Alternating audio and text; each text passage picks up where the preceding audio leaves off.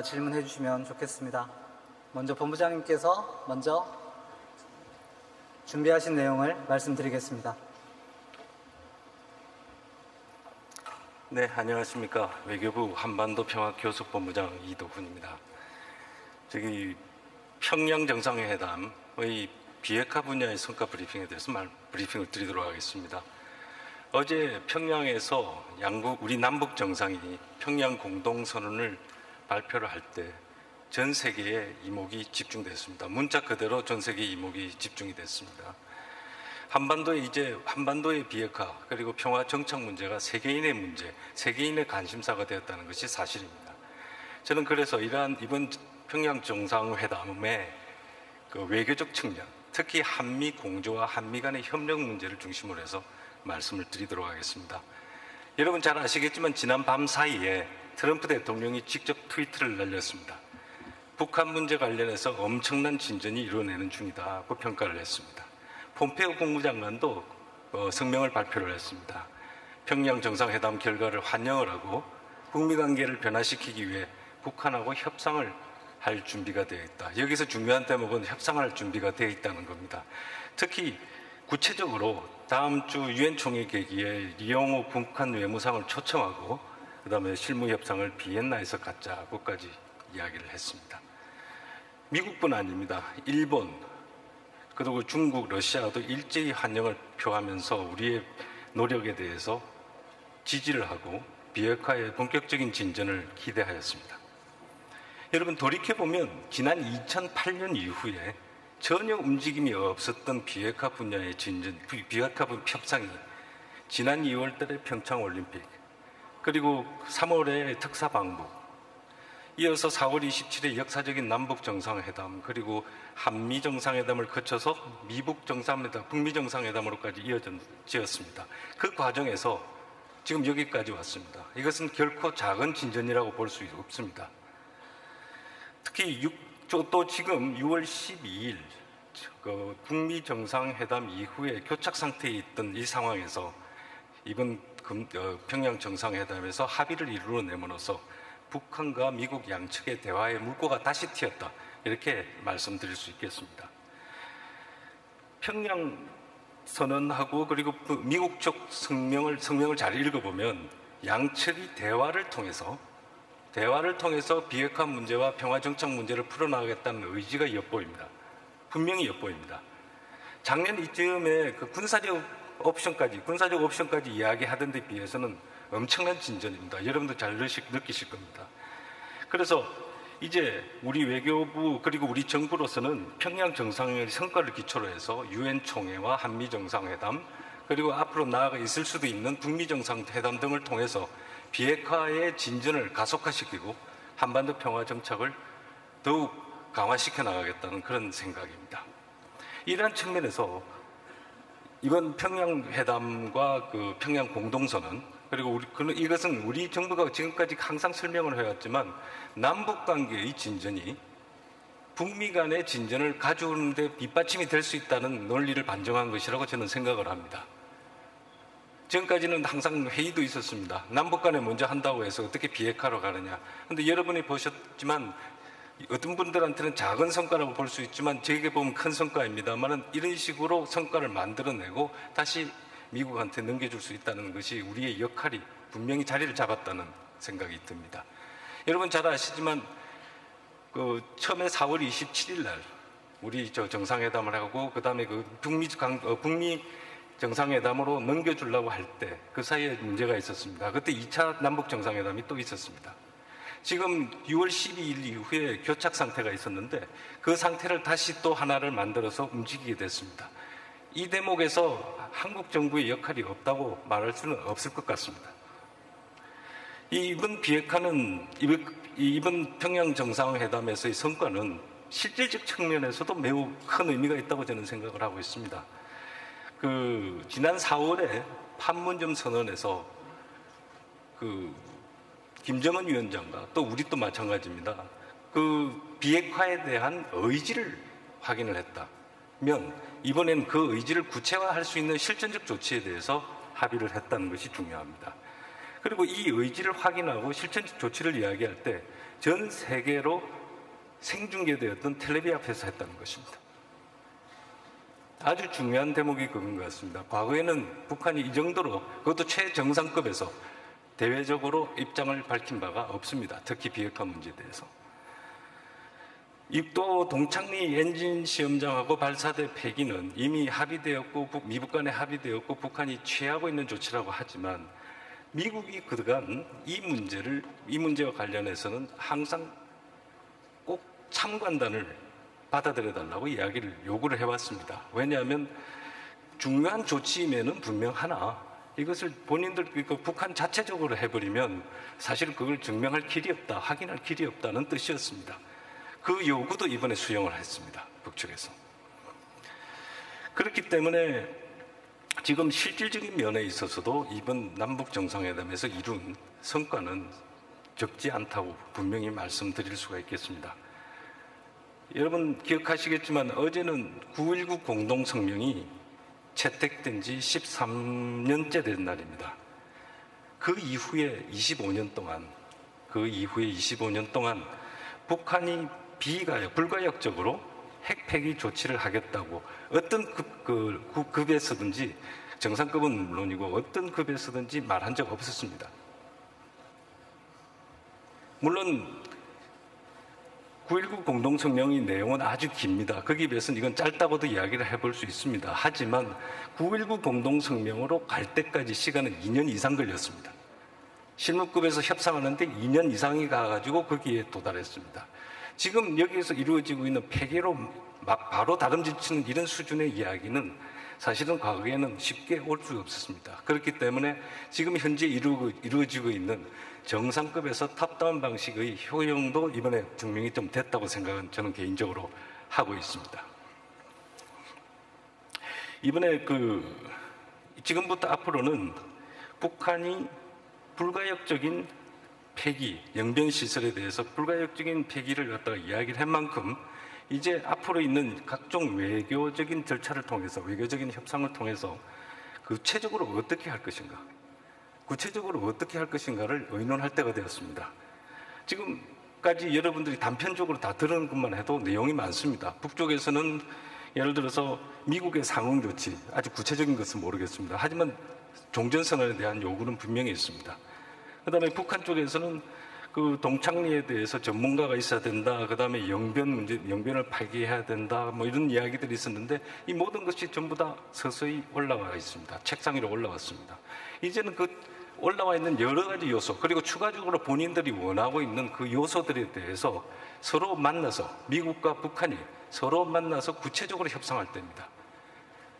남북 미 정상들이 큰 틀에서 갈 길을 정했다면 그 속에 내용을 채우는 것은 협상단이 해야 되는 것이고, 협상단이 어느 정도 합의가 되면 다시 올라가서 그 문제가 정상들이 동의를 해주는 것 형식이 이루어져야 될 거라고 저는 생각을 합니다. 그래서 지금 사실 우리의 역할이 이 속에서 좀 어떨 때는 의심을 받기도 하고 어떨 때는 조금 할 수 있느냐에 대한 이야기들 많이 했습니다만은 지금 그 이유는 대개 이런 이유였습니다. 과거에 북한이 자신들이 핵무장하게 된 이유는 미국의 북적대시 정책 때문이었기 때문에 반드시 자기들은 미국하고 풀어야 되겠다고 생각을 했습니다. 그러면서 우리하고는 그 문제를 이야기할 필요가 없다고 이야기를 했습니다. 그런데 이제 남북 간의 남북 정상회담에서 공식 의제가 됐습니다. 외교장관이 북한에 올라갔습니다. 이런 상황이 됐기 때문에 남북미가 구체적으로 같이 협의하면서 나갈 수 있는 토대가 이루어졌다고 저는 생각을 합니다. 물론 지금까지는 비핵화가 본격적으로 논의되고 협상이 되기 위해서 문을 열어준다든가 아니면 기반을 만들까, 그렇기 때문에 우리들이 역할이 지금까지 징검다리 내지는 길잡이 역할을 해왔습니다. 이제 그 단계도 필요하다면 그 단계뿐 아니라 그 필요하다면 그 다음을 넘어서는 적극적인 역할을 더 할 수 있을 거라고 저희들은 생각을 하고 있습니다. 이번 평양회담을 앞두고 우리 정부는 미측하고 아주 긴밀하게 협의를 해왔습니다. 여러 가지 급에서 여러 가지 방식으로 서로 이야기를 했습니다. 그리고 이제 이 정상회담에서 성과가 있었기 때문에 아주 앞으로는 속도감을 가지고 나가야 될 것 같습니다. 지금부터 9월 달에서 10월 달 넘어가면서 많은 일정들이 있을 것 같습니다. 일단 내주에 한미 정상회담이 있을 것이고요. 그리고 정상급에서 다시 한번 협의가 있을 거고, 그 유엔에서 유엔 그 총회 계기에 뭐 장관급이라든지 심지어는 적급까지 해서 협의가 계속 이루어질 수 있습니다. 그러고 나서 그 다음에 북한과 미국이 만나서 협상을 한다면 아주 좋은 진전이 될 것이고, 그걸 기초로 해서 북미 정상회담까지 이어진다면 금상첨화일 것 같습니다. 지금 앞으로 이 모든 과정에 있어서 저희 외교부 좀 제가 다 파악을 못하고 있고요. 그 다음에 이용호 장관을 초청한 것은 국무장관의 원래 상대는 뭐 미국과 북한 외무상인 게 사실입니다. 근데 아마 그런 뜻으로 이야기를 한 것 같고요. 강경화 장관님이 지난번에 ARF 때 매우 비공식적인 조우를 하셨지만, 이번에 지금 성과를 토대로 해서 평양 정상회담의 성과를 토대로 해서 이번에 한번 만날 수 있을지 여부에 대해서는 제가 돌아오시는 대로 의논을 드려보고자 합니다. 왜냐하면 그 상당히 중요한 의미를 가질 거라고 저는 개인적으로 생각을 하고 있습니다. 다음 질문 받겠습니다. 뒤에 한겨레 신문 김지은 기자 질문해 주세요.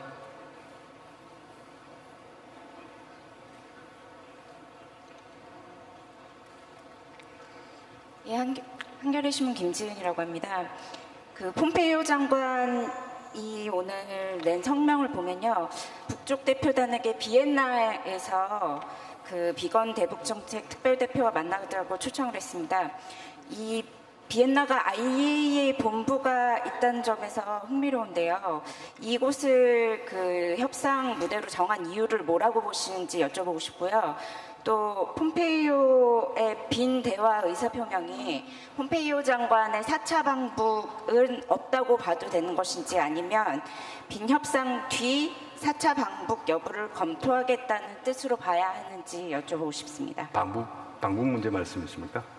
네. 예. 그 장소를 왜 설정했는지는 잘 모르겠습니다. 제가 지금 매일 개인적으로 비건 대표하고 뭐 전화도 하고 메일도 교환하는 사이지만, 이번에 왜 이걸 정했는지 아직 확인을 못 해봤습니다. 그런데 IAEA가 가지고 있는 상징적 의미가 많이 고려되지 않겠냐 생각을 하고 있습니다. 폼페이오 장관의 방북 문제는 그건 앞으로 일을 해나가면서 봐야 되지 않을까 생각을 합니다. 일단 다음 주가 바로 유엔 총회입니다.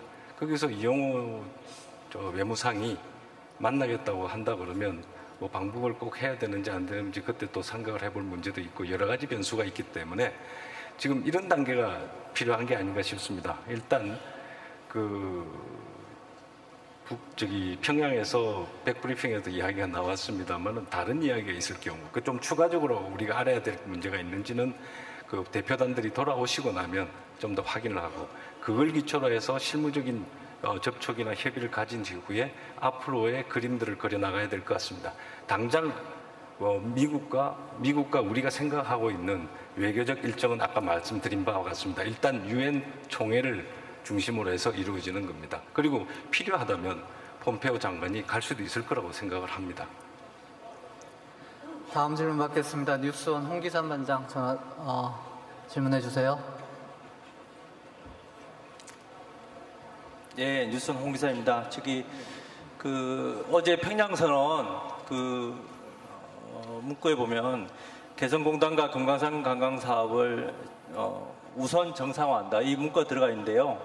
이 문구 넣는 거 관련해서 미국 측과 협의를 어느 정도 진행하셨는지 그게 궁금하고요. 두 번째는 어제 비건 대표랑 메일이나 전화를 하셨을 것 같은데, 비건 아니더라도 미 국무부 관련자 멘트가 있었나요? 정상회담 결과에 대해서? 예, 뒷부분 문제입니다. 지금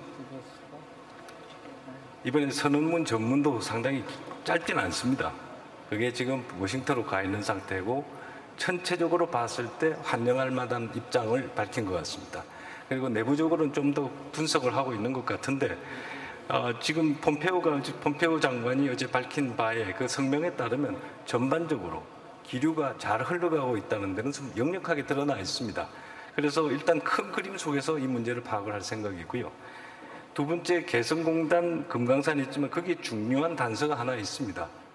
조건이 된다면 그 조건 자체가 저희들이 그 국제 미국과의 이야기할 수 있는 것이기 때문에 이거는 뭐 우리가 길게 봤을 때 이렇게 생각한다는 생각이고, 그다음에 거기에다가 분명히 조건이 된다면이라는 조건을 달았기 때문에 거기에 대해서는 큰 문제가 없을 거라고 저는 생각을 합니다.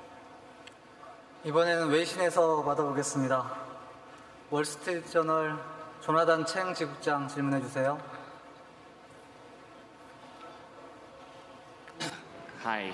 안녕하십니까, 이쪽입니다. 예, 영어로 질문을 So 드리도록 last year, 하겠습니다. we know that Kim Jong-un 작년에 ordered the mass production 김정은 of ballistic missiles. I just 위원장이 want to ask if 대륙간 it's 탄도미사일 your belief that 제조를 North 명했는데 Korea's stockpile 지금 of fissile 보시기에 material and ballistic missiles 북한의 is 미사일 larger today 재고가 than it was at the beginning of the year. 지금하고 올해 Or 초하고 do you 비교했을 think 때 it's about the 미사일 same 재고가 size or 훨씬 더 perhaps 커졌을까요? smaller? 아니면 비슷할까요? 아니면 더 And I also just 적어졌을까요? wanted to follow up 어떻게 on a question from 보시는지요? yesterday 그리고 from 어제 our 질문에 colleagues over at 대한 Bloomberg. 질문을 다시 한번 드리고 싶습니다. Is it your 블룸버그 쪽에서 understanding that 질문했던 North 것으로 Korea has any 기억하는데요. nuclear enrichment 북한 facilities 같은 beyond 경우에는 지금 Yongbyon? 영변 외에도 다른 핵 농축 시설이 있다라고 보시는지요? 순차통역으로 궁금합니다. 진행하겠습니다.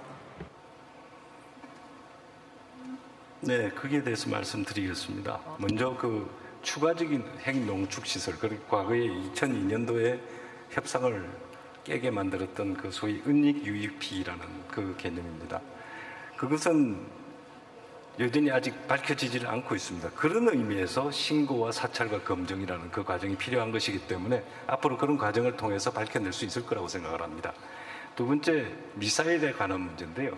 미사일에 관한 문제는 지금 북한의 정확한 생산 활동에 대해서는, 미사일 생산 활동에서는 저희들이 잘 알 수가 없고, 안다 하더라도 정보사항이라서 공유는 하기 힘들겠습니다만은 재차 저희들이 말씀이 드리는 것이 뭔가 하면 이 지금 동창리에서 특히 미국을 겨냥할 수 있는 ICBM 능력을 가진 그 모든 시설과 이것을 안 하고 있다.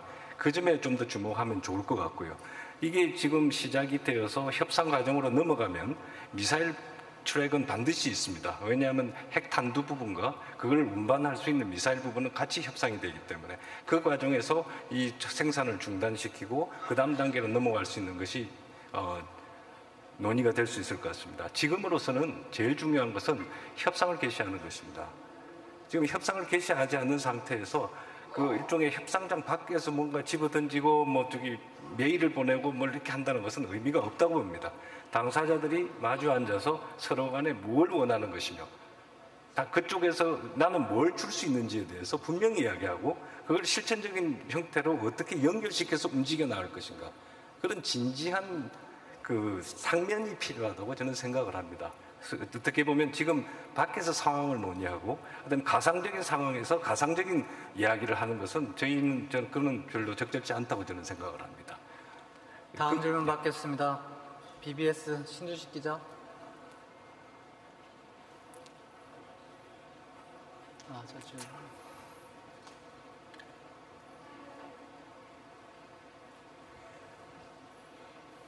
네, 안녕하십니까. BBS 불교방송 신두식 기자입니다. 그 한반도 평화교섭본부에서는 북한 비핵화와 관련해서 여러 가지 시나리오를 그동안 준비해 오신 것으로 알고 있습니다. 이번에 동창리 미사일 그 엔진 시험장과 발사대 폐기와 영변 핵시설 폐기가 전체 완전한 비핵화를 100으로 본다면 그것이 차지하는 비중이라고 할까요? 어느 정도로 보시는지 말씀해 주십시오. 아주 중요한 부분을 차지하는 건 맞습니다. 그게 구체적으로 어떻게 말씀을 드리면 그 북한이 그 정도만 주고 저희들한테 다 안 줄까 봐 일단 그 정도만 하고요. 하지만 북한의 핵 능력에서 상당 부분을 차지한다고 아시면 되겠습니다. 상당한 부분을 차지합니다. 이 부분은. 그래서 만일 그것만 이루어진다면 솔직히 지난 그 1999년 어그리드 프레임워크나 2005년도에 있었던 9.19 공동성명, 처음에 북한 핵위기가 시작되는 1990년도 초부터 해서 지금까지 거의 30몇 년 동안 이루지 못한, 그리고 한 번도 가보지 못한 땅에 들어가게 되는 것입니다. 그래서 지금 일단 그 초기적인 조치부터 먼저 달성을 하고 그 다음에 다른 문제, 아까 빠뜨렸습니다만 미국이 원하고 있는 신고서 문제, 이런 문제까지 다 해서 논의를 빨리 시작하자는 것이 그게 제 생각입니다. 왜 그러냐 하면 이렇게까지 최정상급에서 비핵화의 의지, 그리고 비핵화에 대해서 상응하는 조치를 해주겠다고 이야기한 적이 없었기 때문입니다. 과거에는 다 기억하시지만 2005년도도 그렇고 다른 계기에도 기본적으로는 실무급에서 했고 그 다음에 간혹 그 정상들이 거드는 방식이었는데, 지금 정상급에서 이런 이야기가 논의가 이루어졌다는 데 대해서 이 기회를 잘 활용한다면 중요한 진전을 이룰 수 있다는 것이 제 생각입니다. 네, 10시 30분에 전문가 토론회가 준비되어 있어서 마지막 질문 받겠습니다. 이데일리 김성곤 기자 질문해 주세요. 어디 계신가요? 가운데 쪽에 있습니다. 네. 예, 저 이데일리 김성곤입니다. 어제 그 평양선언에 대해서 미국 쪽에서 좋은 반응이 나왔는데요. 아까 폼페이오 장관 방북 무산 이야기가 나오긴 했지만 그 재방북 가능성과 이것이 그 10월 2차 북미 정상회담으로 이어질 가능성에 대해서 어떻게 생각하는지 여쭈고 싶습니다. 그리고 또 하나는 그 문재인 대통령께서 늘 이제 종전선언에 대한 추진 의지를 밝히셨고 북한도 그걸 상당히 요구해 왔는데, 최근 그 평양선언과 이러한 환경 변화가 연내 종전선언 가능성에 어떤 영향을 미칠지 좀 설명 부탁드립니다. 네.